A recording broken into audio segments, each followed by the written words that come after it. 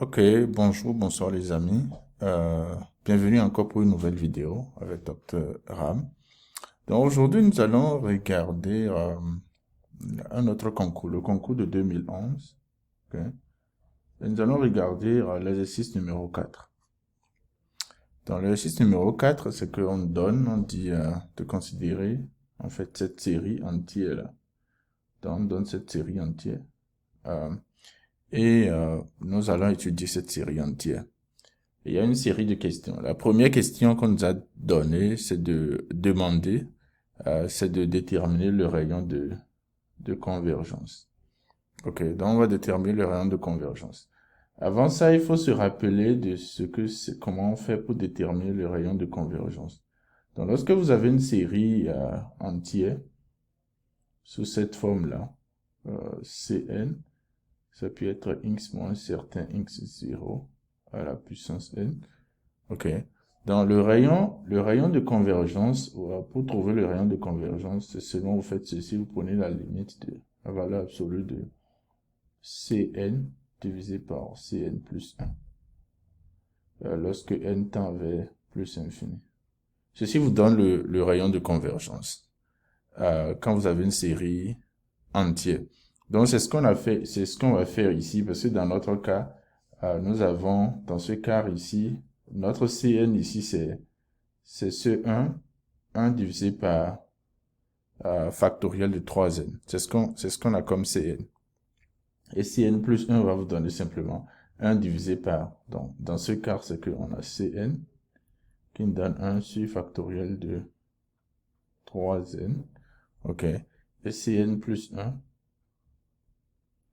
va nous donner 1 sur 3n plus 3 factoriel. Donc voici ce qu'on a. Donc on remplace simplement dedans ici, vous remplacez. Et on va chercher cette limite-là. Donc après simplification, ça vous donne ce qui est ici. Ok. Et il faut simplement étendre factoriel de ce qui est au numérateur là. Factoriel de 3n plus 3 jusqu'à obtenir factoriel de 3n. Donc quand vous faites ça, le factoriel de 3n se simplifie et ce que vous avez, c'est seulement un polynôme de degré 3. Et lorsque n tend vers plus infini, bien sûr la réponse est plus infinie. Donc vous avez ça. Et ceci voudra dire que le rayon de convergence de cette série-là, c'est plus infini. Ce que ça veut dire, c'est que la série est convergente sur tout l'ensemble des nombres réels. Donc la série est convergente.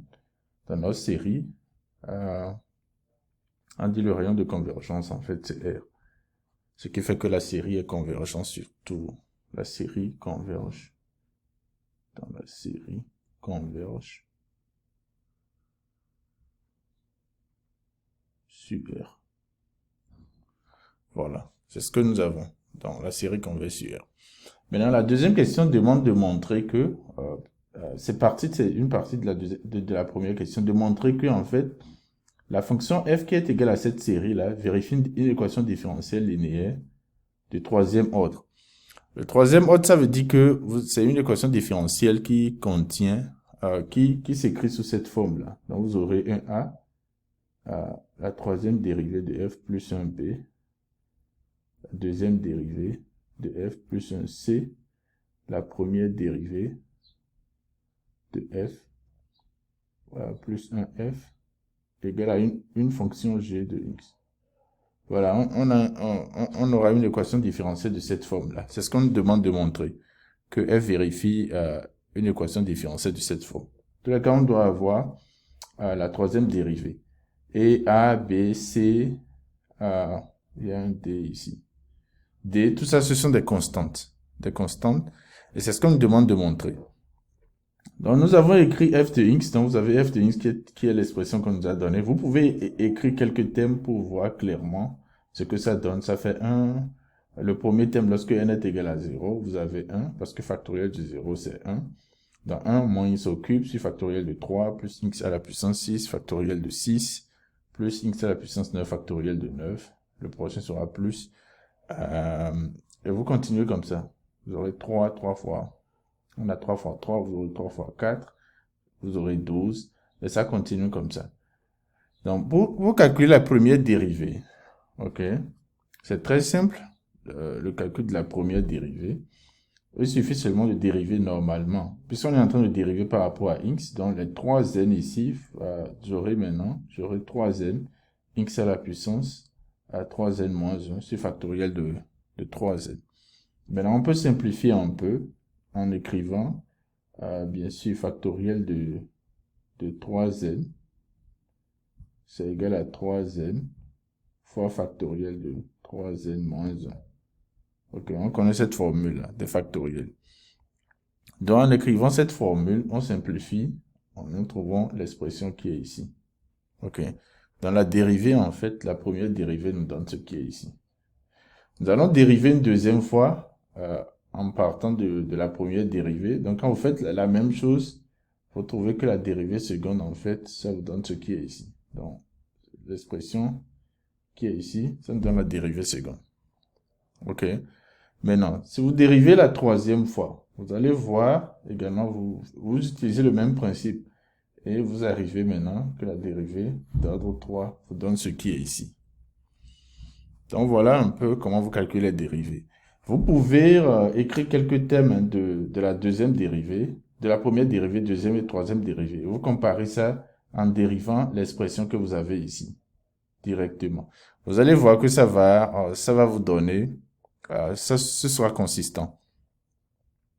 Maintenant, analysons un peu cette dérivée-là. Si vous regardez ça, on peut faire un changement de variable. Donc, je peux poser un k égal à n-1, parce que 3n moins 3, je peux écrire ça comme 3 facteurs de n-1. Ok. Donc, si je change une variable, je pose k égale à n-1. Lorsque n part de 1, k part de 0. Donc, on a ça. Et puis, n est égal à k plus 1. Avec ça, nous pouvons changer. On peut réécrire la troisième dérivée. Ça va faire somme k allant de 0 à plus infini maintenant. Et moins 1 à la puissance k plus 1, parce qu'on avait moins 1 à la puissance n. Et comme n, ça fait k plus 1, nous avons moins 1 à la puissance k plus 1. Et puis, vous avez maintenant x à la puissance 3k divisé par 3k factoriel. Maintenant, si vous analysez ceci, ok, on peut réécrire... moins 1 à la puissance k plus 1, je peux faire sortir 1. Donc, ça va vous donner un moins. Ça vous donne un moins. Et vous avez maintenant somme k allant de 0 à plus infini de moins 1 à la puissance k à x à la puissance 3k divisé par factoriel de 3k. Et ceci, ce n'est rien d'autre que cette expression-là. C'est ce qu'on a de départ. C'est notre série de départ. Donc, ça, c'est la série de départ qu'on avait appelé f. Ok. Et on avait appelé ça f. Donc, ceci, c'est notre f de x. Donc, on est arrivé à quoi? On a vu que la dérivée, troisième, est égale à moins la fonction f de x. Ce qui fait que f vérifie cette équation différentielle. Voilà. Donc, c'est ce qu'on a montré. On a montré, en fait, que f vérifie une équation différentielle d'ordre 3. Et les coefficients sont tous constantes. On a 1, 1 dans ce cas. Donc, nous allons résoudre maintenant l'équation différentielle là. Ça, c'est la deuxième question. Ça nous demande de résoudre l'équation différentielle. Comment résoudre cette équation différentielle? C'est simple, c'est ce que vous connaissez d'habitude. Quand vous voulez résoudre une équation différentielle d'ordre 2, on va calculer les racines du polynôme caractéristique. Donc, puisqu'on a la troisième dérivée de f, donc vous avez un r au cube, ok. Et puis, il n'y a pas la deuxième dérivée, ça n'apparaît pas, donc il n'y a pas de r au carré, il n'y a pas la première dérivée, donc il n'y a pas de r, et puis le coefficient de f c'est 1, donc c'est plus 1 égale à 0. Donc, nous allons résoudre cette équation-là, on va trouver les racines de ceci. Ok. Maintenant, si vous regardez cette équation, en fait, ça revient à quoi? Ça revient à r au cube égale à moins 1. Donc, c'est comme si vous voulez trouver les racines cubiques de moins 1. Ok. C'est un problème de trouver les racines cubiques de ça. Maintenant, il faut faire attention. On peut pas, il faut résoudre ça dans C. C'est pas dans R. Donc, vous trouvez toutes les solutions. Même si c'est des solutions complexes, vous devez trouver ces solutions complexes-là. Maintenant, si vous résolvez ceci, vous allez trouver qu'on a un R0 qui donne moins 1, est une solution. Mais également, on a ces deux nombres complexes là, 1 demi divisé par 2 plus i racine carrée de 3 sur 2 et 1 demi sur 2 moins i racine carrée de 3 sur 2 sont encore sans solution. Donc, on a ces trois solutions là qui sont en fait les racines cubiques de moins 1. Donc, quand vous avez ça, maintenant, vous écrivez votre solution générale. La solution générale, on voit que R0 est réel. Donc, on a A0, exponentielle de moins R0 de x, donc ça fait moins 1 de x. Et puis, vous avez exponentielle de la partie réelle de vos solutions complexes, ok, qui est 1 demi. Donc, on va remplacer ça ici. Et puis, l'autre partie sera maintenant une solution harmonique. Et l'angle sera rien d'autre que la partie imaginaire des solutions complexes. Et bien sûr, vous avez des constantes réelles. Donc, A0, A0, A1 et A2 sont des constantes réelles.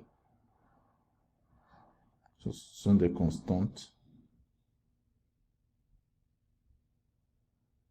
réelles. OK. Donc, ce sont des constantes réelles qu'on va déterminer. Maintenant, on ne nous a pas donné les conditions de départ, mais on peut savoir ça nous-mêmes. F de 0, ça donne 1. F' de 0 donne 0. F seconde de 0 donne 0. Et comment il faut voir ça?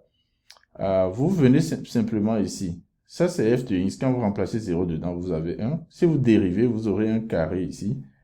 Vous remplacez 0 dedans, ça vous donne 0. Vous dérivez une deuxième fois, également, vous aurez un x. Donc, ça vous donne également 0.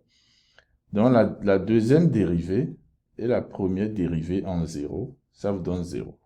Donc, de ça, maintenant, on va pouvoir déterminer A0, A1 et A2. Donc, f de 0 égale à 0. Ça, c'est direct, puisque f de x est ici. Vous remplacez 0 dedans. Vous allez trouver que f de 0, en fait, ça fait A0 plus A1. Autant pour moi, f de 0 n'est pas égal à 0. Donc, ceci voudra dire que A0 plus A1, ça vous donne 1. Donc, vous pouvez tirer A1 ici. Hein, ça veut dire que A1, ça fait 1 moins A0. OK. Qui est une première relation que vous avez. Maintenant, il faut dériver la fonction f. Maintenant, il faut faire attention. Vous dérivez, il faut vraiment faire attention parce que c'est un peu long. Donc, vous dérivez, vous allez trouver ceci. Si vous faites correctement, ça va vous donner ceci. OK, l'expression là. Maintenant, vous remplacez 0 dedans. Donc, si vous remplacez 0 dedans, vous avez moins A0. Cette partie, ceci donne 0. Donc, on a seulement ceci. Donc, vous aurez un demi de A1. Puis l'autre là, ceci va donner 0. Vous aurez seulement ça, A2. Racine carrée de 2, A2 égale à 0. Donc, et d'ici, vous pouvez montrer que A2 va vous donner racine carrée de 3, A0. En quoi faisant? Rappelez-vous qu'on avait trouvé A1, donc on a moins A0, ok, plus 1 demi de 1 moins A0, plus... Ok, donc, je disais, d'ici, vous pouvez directement tirer A2. Vous allez trouver que A2, ça vous donne ce qui est ici. Ça donne 3A0 moins 1 divisé par racine carrée de 3.